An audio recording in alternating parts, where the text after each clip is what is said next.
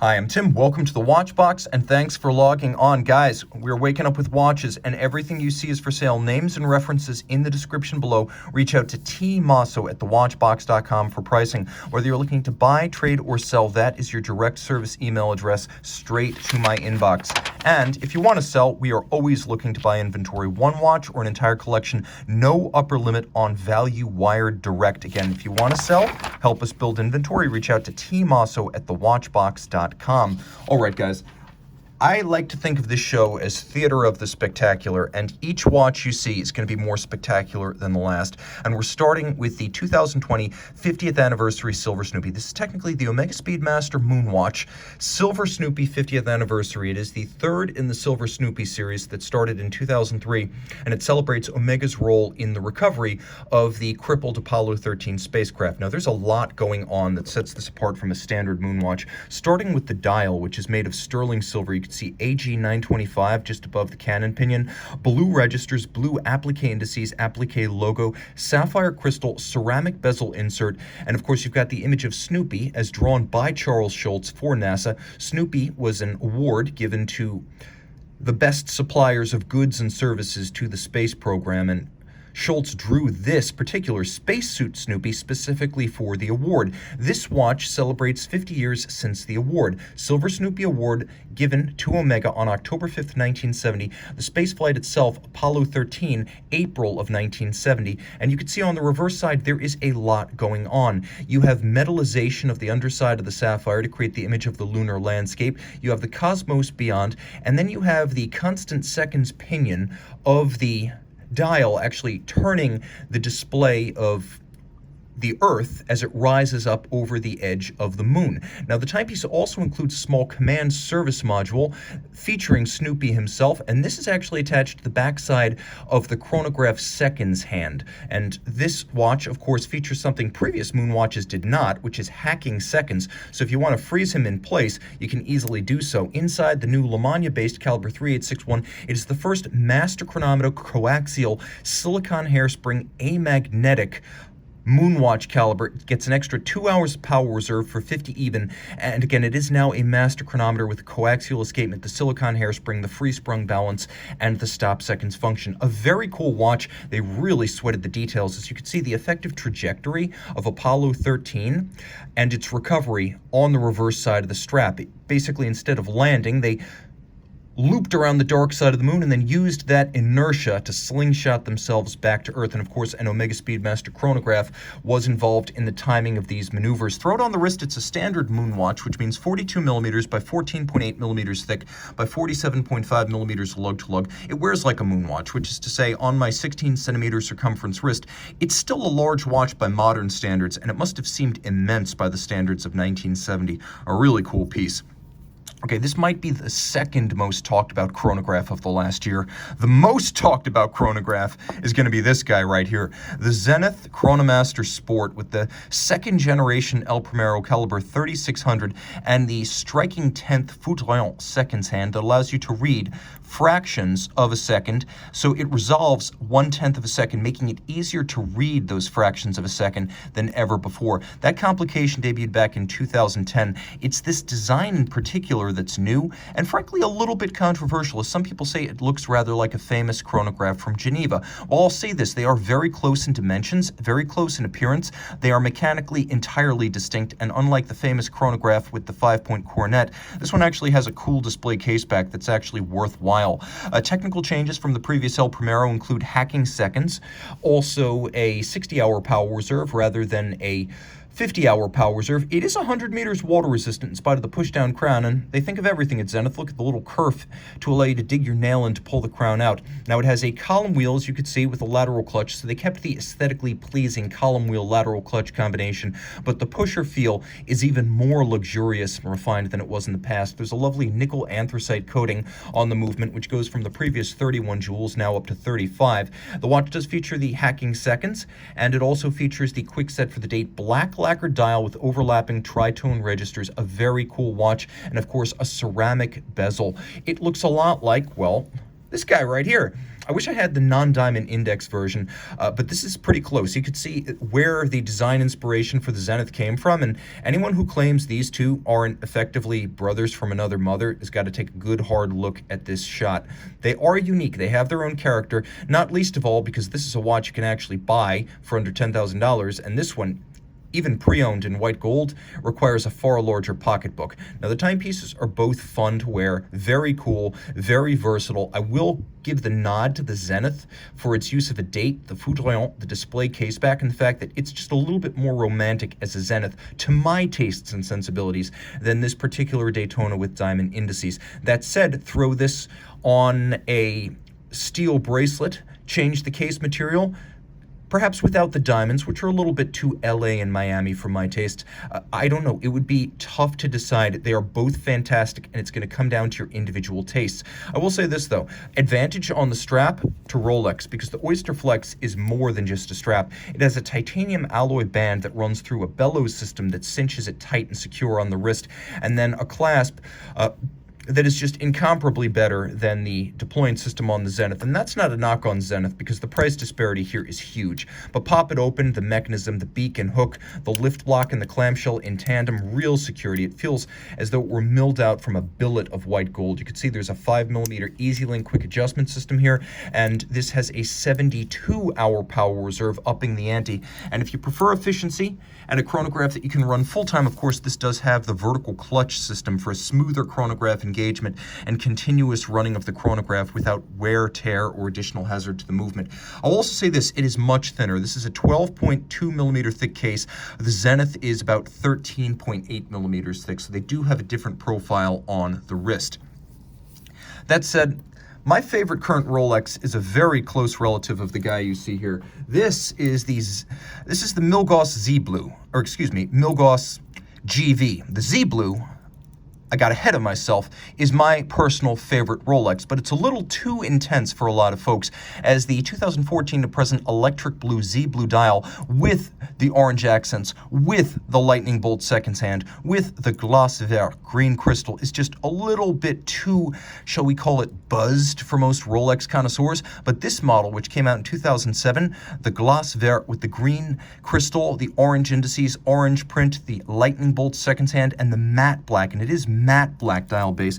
This is just about perfect, and for a lot of folks, this is going to be the sweet spot in the Milgauss collection. The watch is easy to wear at about 13mm thick and 40mm in diameter. It's a more versatile all-rounder than something like a GMT, a Submariner, or even a Daytona, because with the standard steel conical bezel, it's a lot more sober, buttoned down, and aesthetically neutral. It's for him, it's for her, it's for big wrists, it's for small wrists, it's your dress watch, it's your sports watch, and let's not forget, with a niobium zirconium hairspring, a nickel phosphorus escapement, and a soft iron inner cage, this is an extraordinarily anti-magnetic watch that's also shock resistant, that's also 100 meters water resistant, and we may as well do a lume shot here. And you can see right here with the Milgauss having those two different colors of luminova on the dial, it does have a two-color dial in the dark, making it fairly distinct amongst modern Rolex watches, as there's very little else like it in the current collection. Lights on or lights off. Let's go high horology, and let's go sky high. One of my favorite companies in the independent space is Laurent Ferrier. Founded in the 2000s, but based on the decades of experience by Laurent Ferrier himself, the manufacturer is best described as, and I'm going to grab my polishing cloth here, it's best described as Geneva watchmaking done with modern technology but very traditional style and finish. And I will say that compared to the likes of, say, Moser and F. Pigeon, which are excellent watches, but they're not finished to the degree of a Laurent Ferrier. This is the Gallet Micro Rotor Regulateur. It is a 41mm cushion case rose gold watch with a lovely vertically striated brushed nickel anthracite dial featuring a regulator display with your hours, minutes, and seconds on separate registers.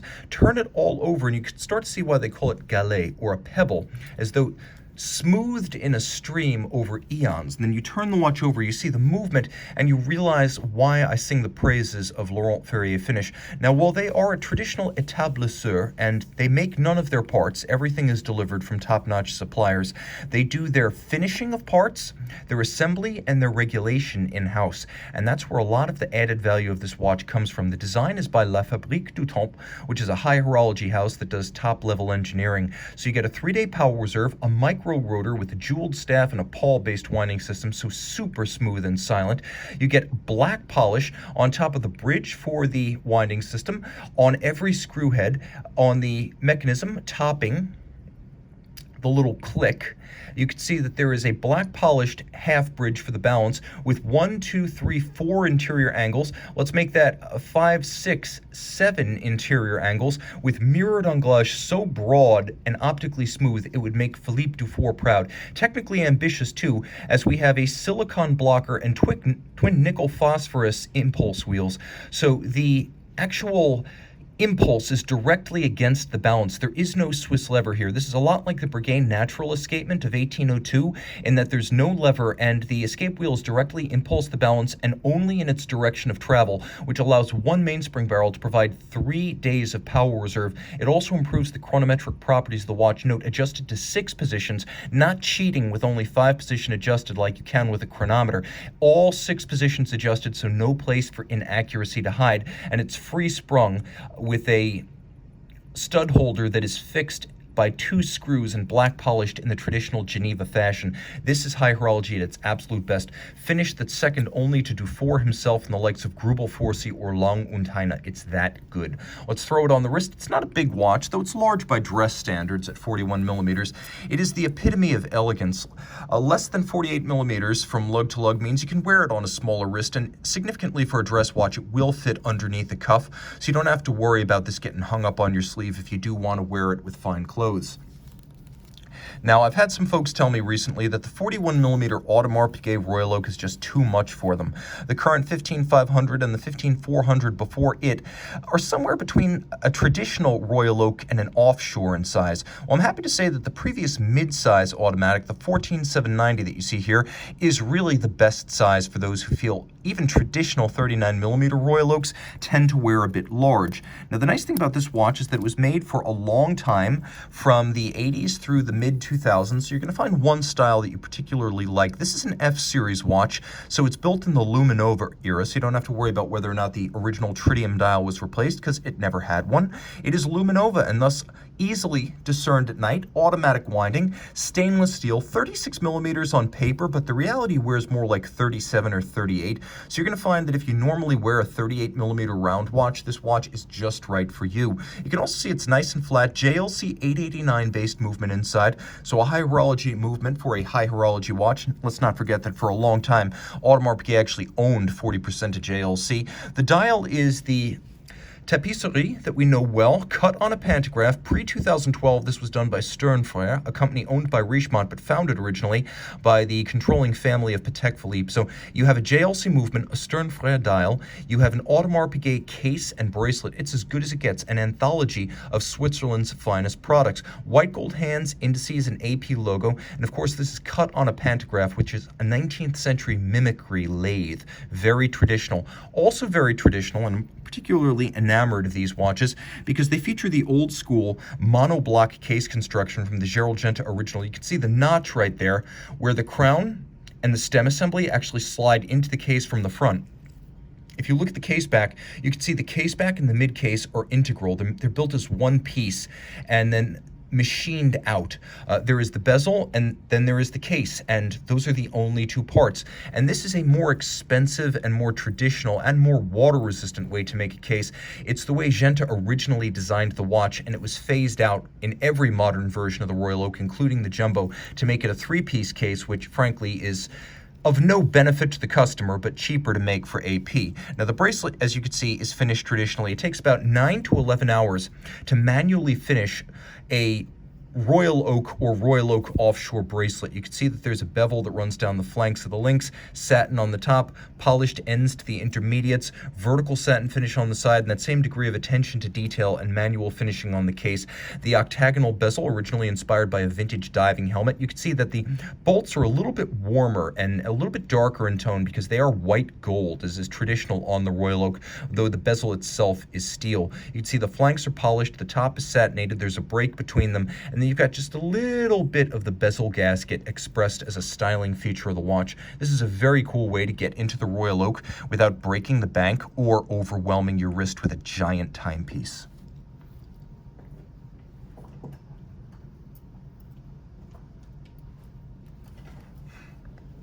Okay, how do you like your high horology? Medium or large?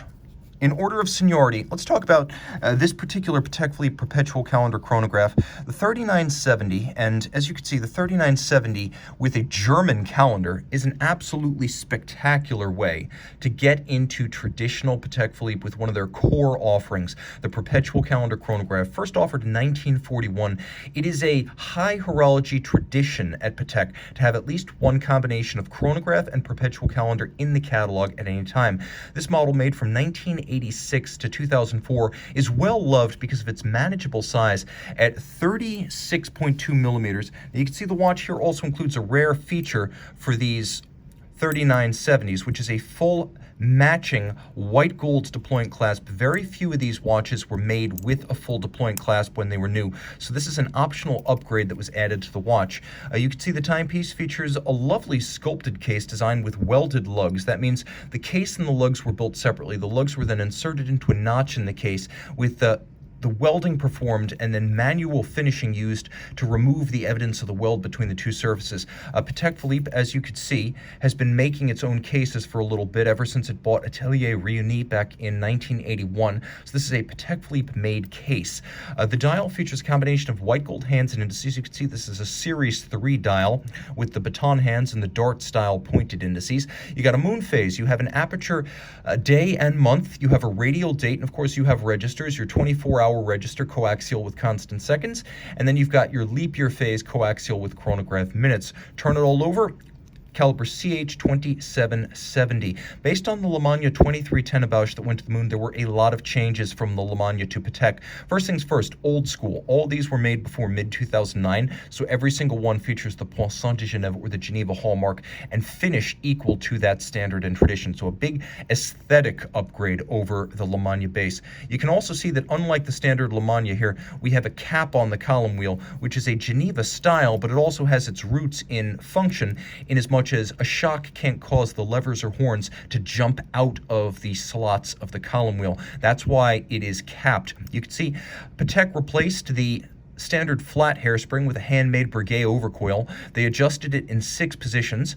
They replaced the mobile stud index with their Gyromax free-sprung architecture, and they increased the power reserve from 48 hours to 65 hours, so a lot of changes made here. But for a lot of folks, it's going to be the feel of a traditionally tuned column wheel, the beauty of a traditional lateral clutch, the mirrored anglage, not just on the brass bridges, but also on the edge of all the steel components. It's a lot harder to mirror, finish, and bevel the edges of steel than to mirror bevel the edges of brass. You can also see engine turning on the base plate, black polished screws, satination on the steel tops of all the chronograph components, and Côte de Genève across the bridges. Beautifully made and eminently wearable on a wrist of any size. This is a monster complication and a real grail level watch that doesn't need a giant wrist to make the most of it. It'll slip underneath the cuff, it'll wear on a lady's wrist, on a man's wrist. For those who have a taste for discretion and traditional sizes, this is definitely the way to go.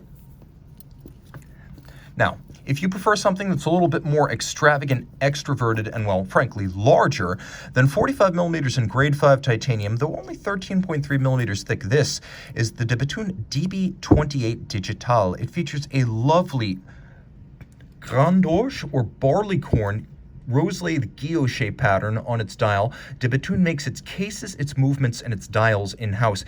It also makes the fired titanium rings that you see on this dial, not just making them, but it has a patent on the process for fire bluing titanium. What you see at center is a spherical moon phase that actually has one side in white palladium and one side in blued steel. It has an adjustment interval of over 1,000 years, and if you look closely, you can see these little cabochon, or stars, on the cosmos of the blue titanium. Those are actually little pieces of white gold that are slotted in by hand, an excruciatingly handcrafted dial. The guilloche, the firing of the titanium, and the insertion of the white gold cabochon. And then you have a wonderful scrolling minutes jump hour. And you can see the jump hour makes this watch remarkably lively, entertaining, and frankly easy to read. It is a bullhead winder with a screw-down crown, and it features the famed floating lugs that made the DB28 the Aiguille d'Or winner back in 2011. It won the Oscars at the Grand Prize. For watchmakers, the Oscars of watchmaking is the GPHG in Geneva, and this, depending on your perspective, won either Best Actor, Best Director, or Best Picture, one of the big awards. The overall is the Aiguille d'Or, and that's what this watch won. On the reverse side, you can see twin mainspring barrels, self-adjusted, that's patented. 5-day power reserve. You can see fired blue titanium on the structure, retaining the outer shock protection springs for the patented triple parachute shock protection system. Note that the balance bridge has been specular finished or black polished and then fired blue. The triple parachute shock protection system is also patented. So is the solid disc. It is an annular balance, a solid disc of silicon with a white gold rim to reduce aerodynamic drag, to maximize the mass in the rim as far outboard as possible, and also to resist variation in rate based on changes in temperature. This is one of at least 8 patented balance designs that de Bethune has coined. There is a 2-element flat hairspring with a dog-leg hand-formed terminal bend that allows it to beat concentrically like an overcoil without the thickness or shock susceptibility of an overcoil, and of course very traditional finish with black polish of both componentry and screws. You can see the shock protection springs have been black polished. You can see that the anglage is a mile wide on the edge of the barrel bridge, and then there are abrasive wheel etched Côte de Bethune on the bridges as well as the base plate, and they actually reverse the wheel so that you can see the dark side of the crest is facing outboard on both sides. So for each side of the movement, they reversed the abrasive wheel so that it would look like a mirror along each side split down the middle, rather than just monotonous continuous stripes that are ridged with the same gradient. A very thoughtful, beautifully made, and technically ambitious watch. De Bethune making only 150 watches a year and having built fewer than 2,800 watches since their first DB1 chronograph in 2002. This is where I plan to spend my money on independent horology in the future, and this is probably the model I'll buy.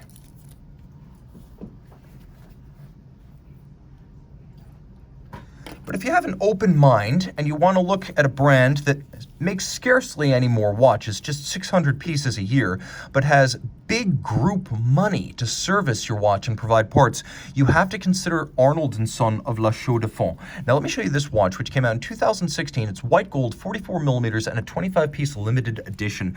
This is the TES Tourbillon in blue. The timepiece features a sapphire bridge that covers the train leading to and from the mainspring barrel. You can see that the chaton holding the pivot jewel of the mainspring is set into a sapphire bridge. You can see that it also anchors the click and the click spring, and then there is the winding mechanism that allows you to observe the coiling of the mainspring inside the skeletonized barrel, which acts as a sort of effective power reserve indicator once you get used to the watch. Manual wind, it has an 80-hour power reserve. This is Arnold & Son Manufacture Movement 8100. Arnold & Son is the manufacturer behind some of the most innovative independent watches in the business. You've seen the CTB chronograph, the DSTB deadbeat, but this watch truly opens up the tourbillon in a skeletal, almost prismatic form like you've never seen before. The dial and the movement are one and the same. La Joux is the manufacturer behind Arnold & Son, and they're able to build every part of a watch. Citizen Group of Japan owns the company, but does not interfere in its production, nor does it provide any parts. It takes advice and guidance on mechanical watch fabrication from Arnold & Son, not the other way around. And as you can see, the depth here, as well as the quality of the finishing, is world class. And with only 600 watches made made in total by Arnold & Son each year. You are guaranteed exclusivity. You could see the motion works and the related springs on the reverse side, and note that even the individual springs have been satinated on their top and mirror beveled on their side. You could see there is a rose lathe pattern cut into the base plate, which is made of Mosso. It is the nickel copper zinc material that Longo would call German silver. Individual numbering, this is number 25 of 25, and you can see the case is beautifully made with welded on lugs and then double finished lug flanks that are alternately polished and satin finished. This is a gorgeous watch, and though it is a big watch, it wears easily and comfortably, as Arnold & Son understands better than most that ergonomics come first, and the watch is super thin at only 11.1 millimeters thick, a truly superior product from a brand a lot of folks don't even know about. It's one of the finest high horology tourbillon models you will encounter, and when you look at what, for example, FP Journe charges for a tourbillon watch these days, you realize the quality of what you're getting, both in terms of finish and the technology, as well as the beauty of effectively having all the pleasure of a display caseback on the dial side of your watch, so you don't have to take it off and flip it, though you will be pleased when you do. This is as good as it gets in the modern era from a brand that might be the single most underrated in the business. We're not done with Patek Philippe, but I wanted to keep everything down to earth in terms of size. There are always cool Patek Philippe watches if you want to go big, bigger, and biggest. But if you have a smaller wrist or a taste in traditional sizes, 36 is fantastic, and that's exactly what you get with this Patek Philippe 5059P in platinum. 36 millimeters, it's an officer's watch style. The model launched in 1998 and was made through 2006 when it was replaced by a 38 millimeter successor, and it uses the retrograde perpetual calendar movement first introduced on 1993's 5050. The dial is beautiful, a combination of black and white, and it is white, not silver. The officer's watch case features those welded lugs that we discussed earlier, as well as the look of a pocket watch converted into a wristwatch, as during World War I, officers frequently used watches that could be worn without resort to pockets, and the idea was that the watch would always be accessible on your wrist, and that resulted in a lot of pocket watch conversions, with the result that they had that pocket watch case shape, lugs welded directly to the case, straight bars fixed by screws, pocket watch style onion crowns, and often retaining the original pocket watch display case back underneath a hunter hinged protective cover. And that's exactly what we have right here. You can see the caliber 315 base that drives this perpetual calendar system, free sprung, Geneva hallmark finish, beautifully made, and of course a central rotor automatic with a 45-hour power reserve. But the watch also features a matching platinum buckle. As I noted earlier, this is a great accessory to have on older Patek Philippe watches, as they didn't necessarily arrive with them when originally spec'd from the factory. Throw it on the wrist and you can see that the welded lugs give this officer style case a dramatically different profile. It wears larger. I would say think of it as a 38 in terms of how it fits, though you can see it's again still low enough and domed enough in its profile to slide underneath the cuff. My favorite type of perpetual calendar, an aperture style. It's just easier to read. You can see the day, the leap year phase, as well as the month, and then you've got a retrograde date to add a little bit of dynamism, and a moon phase with a 100-year plus adjustment interval. A very cool and uncommon Patek Philippe. This is a watch from Patek that gives you that quality and that heritage and complication, but image-wise, it flies under the radar. It gives you a bit of discretion when you're walking around wearing a very expensive watch in public, and a lot of folks treasure that particular kind of anonymity. It's impressive to watch, guys, but almost invisible to everyone else.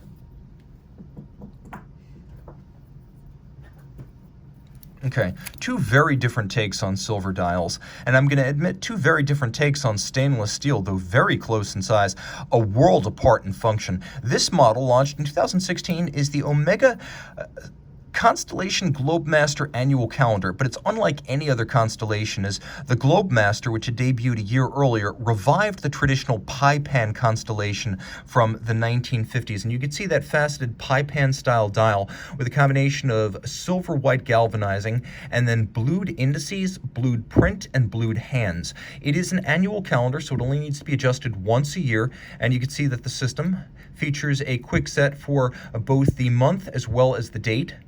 And then there is a hacking seconds function. So you're getting that master chronometer accuracy, anti-magnetism, shock resistance. Surprisingly, you're also getting 100-meter water resistance, and then you're getting that image of the traditional Constellation observatory on the reverse side. Though this is a Matas, a master chronometer, which is a full cased-up test of the watch's chronometry, power reserve, shock resistance, anti-magnetism, water resistance. The original Constellation would have been an observatory-tested chronometer, and that's why you have that medallion on the reverse side. Now, I measure this watch at 40.7 millimeters, so while it's technically a 41, I find it wears a little bit smaller than that. It's perfect for any number of wrists, and I'll mention that one of the best features of this timepiece is just how versatile it is. A lot like the Seamaster Aquaterra, this is a sporty watch that can also be your dress watch, and one feature that puts it a leg up on the Aquaterras is this lovely blue-gray tungsten carbide bezel. Super hard, ultra dense, and basically a scratch guard for the rest of the case.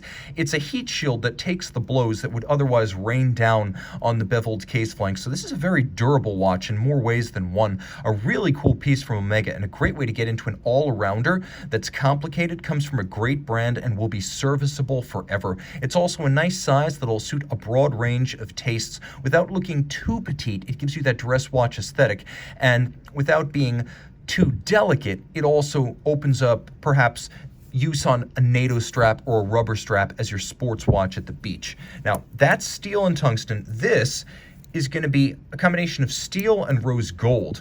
Striking watches from FP Journe are always made in steel because it is a relatively diffuse material compared to the precious metal he normally uses, and sound propagates well through it. The steel conducts the sound of the repeater brilliantly. Now, the watch is 40 millimeters in diameter. It has blue printing on a silver white dial because FP Journe wants you to know this is something special. First seen in 2008, the Repetition Souveraine is essentially the same size as the Chronomètre Souveraine, but it offers a lot more. Yes, you get the same 56-hour power reserve indicator, rose gold movement, and the same base as the caliber 1304 with twin mainspring barrels, 6-position adjustment, and a free sprung balance adjusted in 6 positions. Now, you've got this centrifugal governor, and that's where things diverge a little bit. You can see a black polished striker on the dial side, and this watch received 2 patents.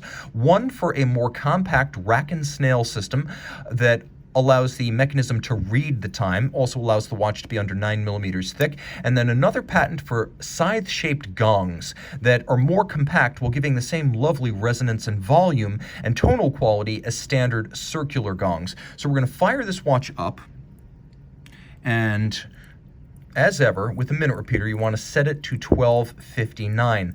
Gotta love those fired Journe biomorphic hands. 12:59 means the minute repeater will chime 12 hours, 3/4, and then 14 minutes after the quarter. See if I got that right there.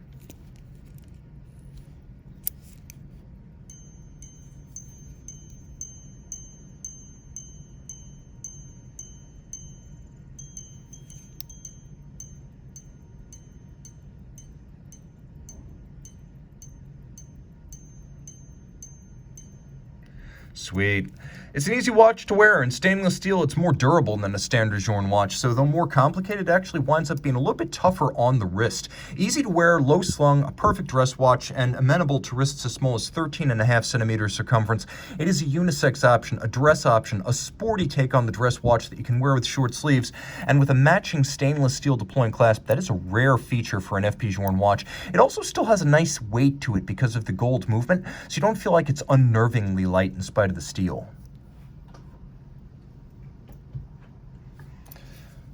All right, I was working up to this one. This is a personal favorite of mine. Recence designs in Antwerp, Belgium, but they manufacture in Switzerland. Founded by Benoit Mintiens, the company is effectively focused on industrial design and alternative time displays, while also breaking the mold in the materials they use within and without the watch. Launched in 2019, this is the Type 3 1W, W for white. Now, launched in 2013, the Type 3 is full of oil, actually 35.7 milliliters of oil, and that oil has the same refractive index as the sapphire that captures almost all of the dial and case flank, and you can see that from any angle there is no distortion, and because there is no refraction, you're able to read from any angle, and that's part of the idea here. You've also seen that on the Zin UX, but at a much lower price point with a much lower level of sophistication. The case is 44 millimeters, but don't think of it that way. It doesn't wear that way. It wears more like a 42. It's feather light because you can see the grade 5 titanium case is like a silver halo ringing the watch. It's barely there. It's the lugs in the mid case. Sapphire on the the back, sapphire on the dial, and sapphire is super light. Now, the watch is a regulator, and as you can see, we will demonstrate how this works. You have separate displays for seconds, minutes, and hours. As you can see, the watch includes a display for your hours, a runner that represents constant seconds. There's a minute display. You can also see there is a date. And then, of course, we have a day of the week indicator that moves clockwise. And you can see right here, it is 4 p.m. currently, because in that little arc that represents Monday, it is 4 p.m. on a Monday, and I know that it's 4 p.m. because the hand is in the second half of the arc. It is in the second half of the day. There's a little thermometer on the dial side reading out the temperature of the oil so you don't let it get too cold or too hot. There is a bellows system internally that allows for expansion and contraction, so you're not a total prisoner of the elements. And then there is a magnetic system that decouples the caseback and the movement itself from the ROCS display. The ROCS is 215 parts, a movement on top of a movement. The base movement is a 28242 ETA. But this 215 part module on the top is permanently bathed in oil. As a result, it never needs to be serviced, ever. Never needs to be serviced. And I got that straight from Benoit at Dubai Watch Week in 2019 when this watch came out. So all that ever has to be serviced when the watch goes back is the 28242 base movement. Now, you can wind the watch and set it with the case back. There is no crown, but it is an automatic winder, and you can see how the system rotates on the reverse side. It also has internal shielding to protect the hairspring from the magnets that couple the module to the base movement. This watch is just rife with patent and innovation, a surprise and delight, features everyday practicality, superb ergonomics. Throw it on my wrist, it just looks right, it feels right. Resence is up with de Bethune as one of my favorite independents, and this watch is not just worth the money they ask for it, it belongs in the Museum of Modern Art in New York City. An absolute original idea regarding how to tell time. The timepiece is ergonomically superb, an aesthetic standout, and a brilliant act of horological innovation. You're going to note it even has pretty decent lume. You would not expect that at first glance, but this is a true 24-hour watch with one of the most exceptional lume displays I have ever encountered. And folks, if you want to buy this Resence Type 3W, the white filled with oil, please reach out to tmosso at thewatchbox.com for purchase and pricing details. Time out, Tim out. Thanks for logging on, and I'll see you this Saturday.